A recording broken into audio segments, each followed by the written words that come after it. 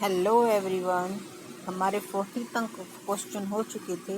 अब हम 41 से स्टार्ट करते हैं। ये NVS का 2016 में जो एग्ज़ाम हुआ था वो है। इससे क्या होगी, आपकी कॉमर्स के टेस्ट प्रैक्टिस में हेल्प मिलेगी। कोई भी टेस्ट हो उसमें सभी में ये हेल्पफुल होगा, क्योंकि जो सिलेबस होता है वो सही होता है और सेम तरह से ही क्वेश्चन पूछे जाते हैं। एरिया का पता चल जाएगा इसके बेस पर कि किस तरह से ऑप्शन आते हैं, किस तरह से क्वेश्चन पूछे जाते हैं। तो स्टार्ट करते हैं 41 क्वेश्चन।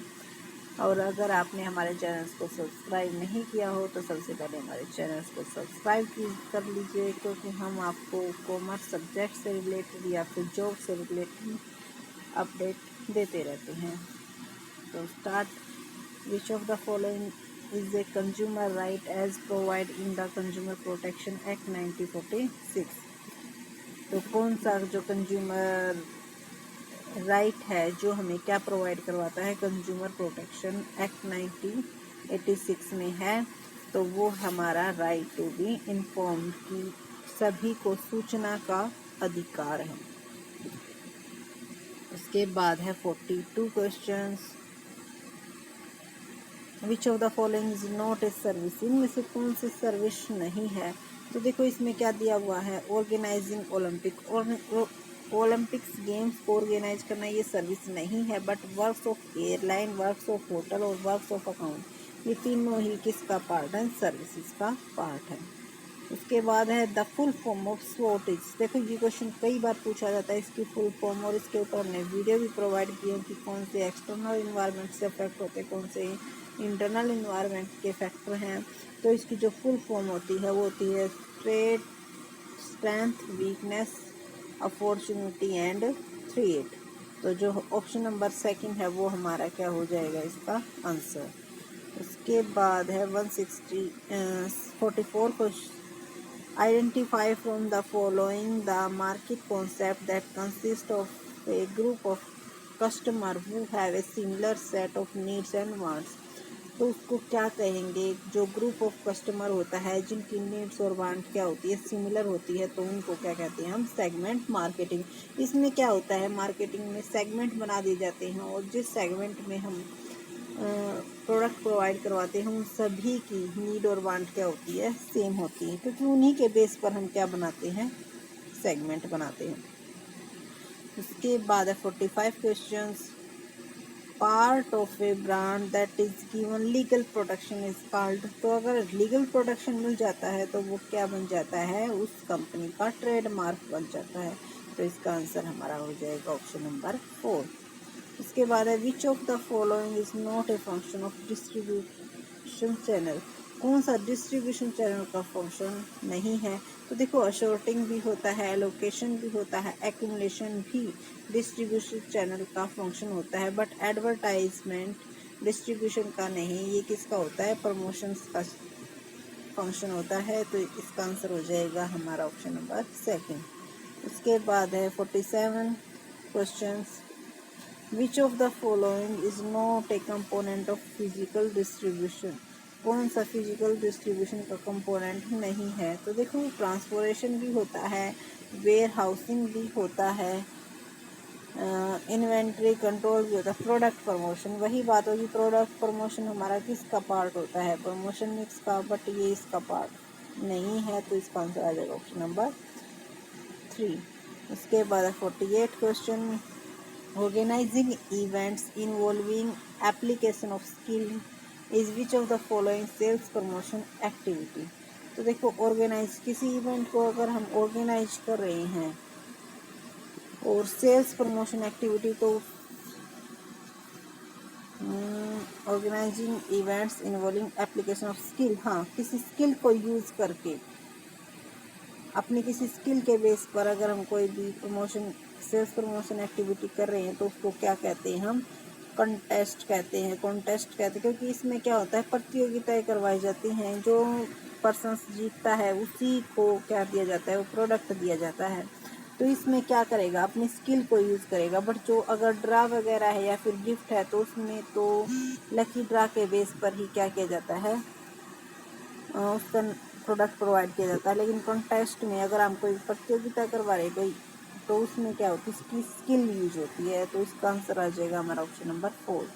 इसके बाद है 169 क्वेश्चन। इसमें क्या, वो among the following can not file A complaint before an appropriate consumer form, can not file complaint before, हाँ, तो इसका आंसर आ जाएगा हमारा ऑप्शन नंबर 3,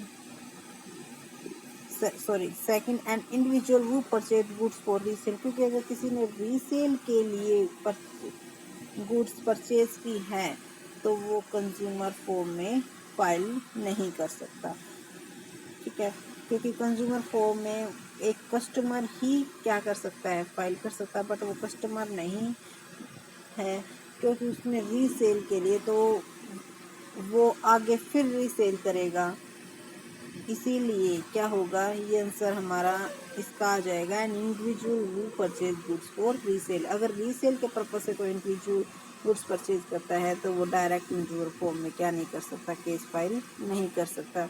उसके बाद है 50 क्वेश्चन, कोऑर्डिनेशन से। देखो, कोऑर्डिनेशन एक फंक्शन ऑफ मैनेजमेंट भी होता है, मैनेजमेंट की एक कैरेक्टरिस्टिक्स भी होती है, ऑब्जेक्टिव ऑफ मैनेजमेंट भी एक तरह से आप कह सकते हो, but the essence of management ये इसका बेस्ट रहता है। क्यों? क्योंकि ये कहा जाता है कि समन्वय प्रबंध का सार है, यानी कि the essence of management, coordination is the essence of management.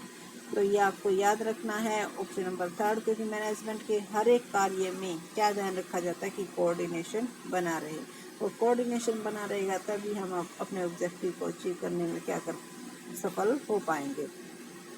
इसके बाद है 51 question, allotment of security by a company to institutional investor and some selected individuals called. देखो, इसमें क्या क्या कह रहा है ये, कि जो सिक्योरिटी हम किसी को अलॉट करें तो पहले ही हमने क्या कर लिया, उनको चूज कर लिया कि इसको हमने क्या देने हैं, अपने शेयर देने हैं, तो उसको बोलते हैं हम प्राइवेट प्लेसमेंट।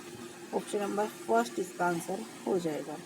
इसके बाद 52 questions, how many maximum parties can be there in a bill of exchange, कि बिल ऑफ एक्सचेंज में मैक्सिमम पार्टीज कितनी हो सकती हैं, तो बिल ऑफ एक्सचेंज में मैक्सिमम पार्टीज हमारी कितनी हो सकती हैं, 3 हो सकती हैं। क्यों? क्योंकि एक हमारा ड्रॉवर हो जाएगा, एक ड्रॉ भी हो जाएगा, और एक जिसको हम इंडोर्स किया, जिसको पे करनी है, तीसरी पार्टी भी हो सकती हैं।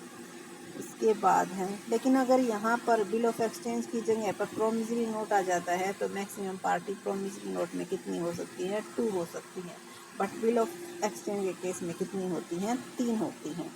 Option number 2। इसके बाद 53 question, x and why were partners in a firm sharing profit. 3 is to ratio their capital were 3 lakh and 5 lakh. Z was admitted as a new partner, 1/4 sharing the profit. Z brought rate 3 lakh as his capital. The amount of goodwill premium brought by Z will be. तो इसमें क्या आएगा, पहले हम total कर लेंगे, capital कितनी हो गई, 5 3 + 3 11 लाख हो गई। तो जेड को क्या किया गया है, एडमिट किया गया है, कितने शेयर्स के लिए, 1/4 के लिए। तो 1/4 की वैल्यू कितनी है, 3 लाख है, तो 1 की वैल्यू 3 है, तो 4 की वैल्यू कितनी होगी, 12 लाख, और आए हैं कितने हमारे पास, टोटल हुआ है 11 लाख, यानी कि जो 1 लाख रुपए है वो किसके लिए लेके आया है, वो प्रीमियम के लिए लेके आया है। तो इसका आंसर 1 लाख का 1/4 कितना हो जाएगा, 25,000। ऑप्शन नंबर 4 इसका आंसर हो जाएगा। उसके बाद है 54 question, the authorised capital of XX limited is rate 1 lakh divided into equity share of 10 each. The company invited application for issuing 18,000 share, the issue was full subscribe, all money was received accept the final, की final call का पैसा receive नहीं हुआ, कितना, 20,000। For the year ended the company declare A dividend of 10%। तो dividend है जो declare किया जाता है वो पेड अप कैपिटल पर किया जाता है। तो देखो, हमारे पास 18,000 में से 8 लाख में से 20,000 रिसीव नहीं हुए हैं, क्योंकि इशूइंग कितने थे, 18 लाख। 18,000 और 10 का 1 है, तो 8 लाख हो गए। 8 लाख में से फाइनल कॉल रिसीव नहीं हुए तो कितने बच गए, 7,80,000। तो 7,80,000 का 10% कितना आ जाएगा? 78,000, यानी कि हमारा आंसर आ जाएगा ऑप्शन नंबर 4। उसके बाद 55 question, rupees was introduce in India in the year. तो रुपीज़ कब इंट्रोड्यूस हुआ था? देखो ये हमने कई नेट पर कई जगह पर सर्च किया, कहीं पर 34 दिखा रहे, कहीं पर 35 दिखा रहे, बट मोस्टली केस में 1835 ही दिया हुआ है, तो इसका आंसर हम ऑप्शन नंबर 2 ही मानेंगे। उसके बाद है which of the following behaviour will be judged as ethical by the creation of truth. तो देखो इसमें क्या कहा गया कि कौन से सच्चाई की कटौती पर कौन सा खरा नहीं उतरता है, यानी कि किस में झूठ बोलने की कोशिश की गई है, ये यहाँ पे देखेंगे हम। Doing personal business on company time, मतलब कंपनी के टाइम में पर्सनल काम करना, तो इसमें तो ये कहीं पर दिखाई नहीं दे रहा। कंसील्स वंस एरर, एक एरर को छुपाना, तो देखो इसमें झूठ बोलने की क्या की गई, कोशिश की गई है, तो इसका आंसर हो जाएगा हमारा ऑप्शन नंबर 2। उसके बाद है a merchant bank is also known as. Merchants bank कौन सा बैंक होता है जो कि कंपनीज के शेयर इशू करने में, कंपनीज के अगर शेयर्स फुल मतलब जितना जो मिनिमम सब्सक्रिप्शन होता है वहाँ तक इशू नहीं होते तो वो खुद ही परचेज कर लेता है, तो इसीलिए मर्चेंट बैंक को हम क्या है, इन्वेस्टमेंट बैंक भी कहते हैं, यानी कि इसका आंसर हो जाएगा ऑप्शन नंबर 3। उसके बाद 58 क्वेश्चन, इसमें क्या कहा गया है, which principle of insurance is violated when the insurance fails to disclose a material fact to the insurer. Violated when the insured fails to disclose a material fact to the insurance. हाँ, इसमें क्या होता है कि किस में utmost good faith, इसका answer आ जाएगा, क्योंकि इसमें क्या करता है, अगर कोई भी जो इंश्योरर है वो इंश्योर्ड पर्सन्स अगर अपनी इंफॉर्मेशन गलत देता है तो वो किस को ब्रेक करता है, किस रूल को ब्रेक करता है, तो वो हमारा एटमोस्ट गुड फेथ को ब्रेक करता है, यानी कि ऑप्शन नंबर 2। उसके बाद है 59 question, joint Hindu family business is governed by which of the following laws. तो किस लॉज को फॉलो करता है, तो हिंदू सक्सेशन एक्ट को, यानी कि ऑप्शन नंबर 3 हो जाएगा इसका आंसर। उसके बाद है 60, a company become a distinct legal entity with perpetual succession and common seal from the date of. तो देखो किस टाइम उसे लीगल एंटिटी मिल जाती है, तो इसका आंसर आ जाएगा हमारा ऑप्शन नंबर 3, क्योंकि issue of certificate of incorporation के टाइम पे इसका perpetual succession and common seal दोनों ही होने चाहिए। उसके बाद है 61 question, under which of the following clause to memorandum of association the signatures express the desire and agreement to form the company. तो ये किस क्लोज में होता है, ये हमारा सब्सक्रिप्शन क्लॉज में होता है, उनके क्या किए जाते हैं, सिग्नेचर लिए जाते हैं, जो क्या करते हैं, एग्रीमेंट पर साइन करते हैं, तो इसका आंसर आ जाएगा हमारा ऑप्शन नंबर 1। जो मेमोरेंडम ऑफ एसोसिएशन है वो सबसे मेन डॉक्यूमेंट माना जाता है कंपनी के लिए। उसके बाद 62 questions, which of the following documents contains rules related to the management of company internal affairs। तो इसका आंसर आ जाएगा हमारा, जिसमें कंपनीज के जो इंटरनल मतलब रूल्स लिखे हुए होते हैं तो वो किस में होते हैं, हमारे आर्टिकल ऑफ एसोसिएशन में, यानी कि ऑप्शन नंबर 4 इसका आंसर हो जाएगा। उसके बाद है 63 का, विच of the following provide risk capital. देखो प्रोवाइड रिस्क कैपिटल, कौन से रिस्क कैपिटल प्रोवाइड करवाते हैं, तो इसमें हम किसके पॉइंट ऑफ व्यू से सोचेंगे, हम शेयर होल्डर के पॉइंट ऑफ व्यू से सोचेंगे, तो सबसे ज़्यादा रिस्की कौन सा होता है, इक्विटी शेयर्स होता है। बट अगर यहाँ पर कंपनी लिखा होता तो कंपनी के केस में हम क्या होता है, डिबेंचर होता है, क्योंकि उस पर एक फिक्स रेट से क्या दिया जाता है, इंटरेस्ट दिया जाता है इसी। लेकिन इसमें कुछ भी नहीं लिखा हुआ, तो हमें शेयर होल्डर्स के पॉइंट ऑफ व्यू से सोचना, क्योंकि पब्लिक डिपॉजिट है या फिर लोन फ्रॉम फाइनेंशियल इंस्टीट्यूट्स हैं या डिबेंचर है, ये तीनों पर ही हमें क्या देना पड़ता है, इंटरेस्ट देना पड़ता है, और इंटरेस्ट तीनों पर ही फिक्स्ड रेट से होता है। तो इसीलिए ये शेयर होल्डर से के पॉइंट ऑफ व्यू से कहने की बात कह रहा है, तो ये इसका आंसर हो जाएगा हमारा option number second, equity shares. तो क्वेश्चंस को ध्यान से पढ़कर ही हम अगर उसका आंसर देंगे तभी हमारा आंसर राइट होगा। ये नहीं कह सकते कि यही आंसर होगा, अगर यहीं पर थोड़ी सी लाइन चेंज हो जाती तो आंसर भी हमारा चेंज हो जाता है। अगर आपको किसी भी क्वेश्चंस में दिक्कत आती है तो आप कमेंट सेक्शन में ज़रूर लिखिएगा, हम आपको उसका आंसर देने की कोशिश करेंगे। उसके बाद 64 question, in which of the following type of retail trade there is high score of misuse.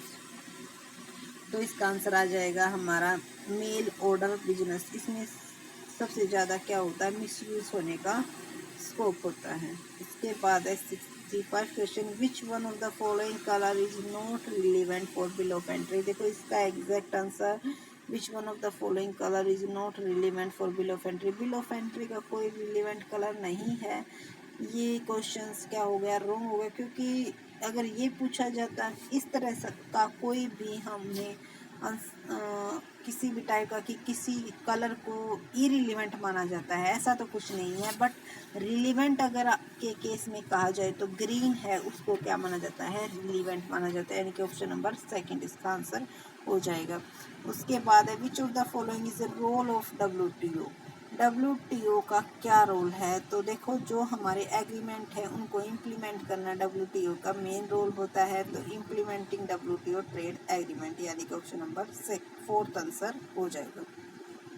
उसके बाद है हमारा 67th question, through which of the following strategy of reinforcement manager try to correct improper behaviour of subordinate by providing negative consequence.